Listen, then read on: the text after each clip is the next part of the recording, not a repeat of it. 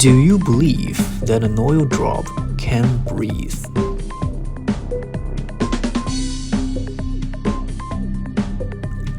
It is able to continuously oscillate on water surface.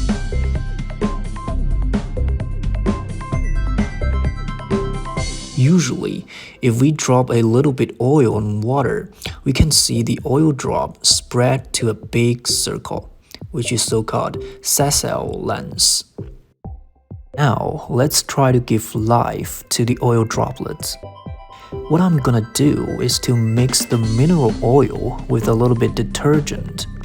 Here I choose turgidol, which is a kind of oil-soluble and water-insoluble surfactant. Then I drop the oil onto the water. Immediately we can see it starts to breathe with slow expansion and rapid contraction. Let's become cold-blooded for a while. I'm trying to suppress the breathing by covering my petri dish with a lid. I'm literally smothering it. Here we go. Surprisingly, the drop stops oscillating. But it is not dead, and we can resuscitate it. When I take off the lid, the drop gradually recovered and began to breathe again.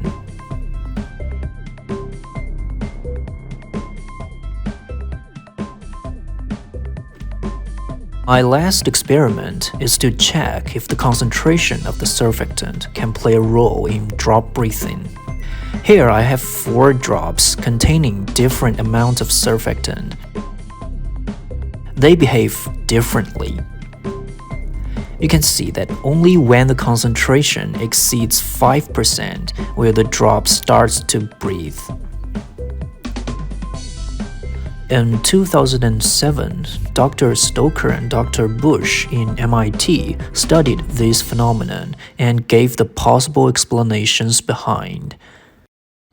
At the beginning, we imagine an oil droplet spreading on water surface and forming a sessile lens. The scale of the lens is determined by the interfacial tension between 3 phases, that is, the air, water, and oil. Now, if we add the surfactant on water surface, the surface tension at the air and water interface will decrease, making it insufficient to pull the edge of the lens to maintain its shape. So the lens diameter will shrink. Now we zoom in a little bit to discuss the oscillation in detail. For the expansion, one of the reasons lies in the surfactant adsorption from the oil bulk to the oil and water interface. This adsorption will decrease the surface tension of this interface under the lens, so the lens will be pulled outwards to expand as a result of force balance. The second reason for an expansion is the surfactant evaporation from the air and water interface. That reduces the surfactant concentration at the interface, raising its surface tension, which also pulls the lens outwards and makes it expand.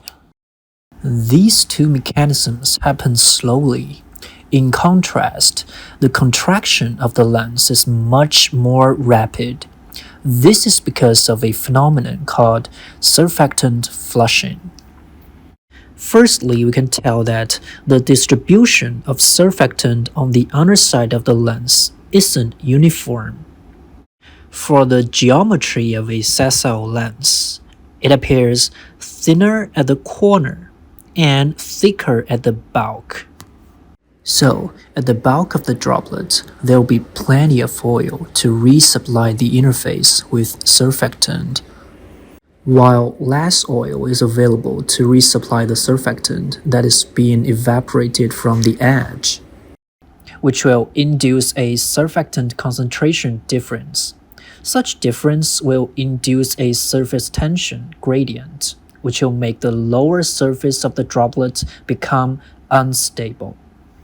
A phenomenon called internal circulation happens in the part of the drop, which will quickly flush surfactant onto the air and water interface and thus increase the surfactant concentration. Therefore, the surface tension at the air and water interface will decrease. Then the oil drop will rapidly contract. The spontaneous oscillation of a tiny oil droplet is amazing. Also, the science behind it is as fascinating as the phenomenon itself.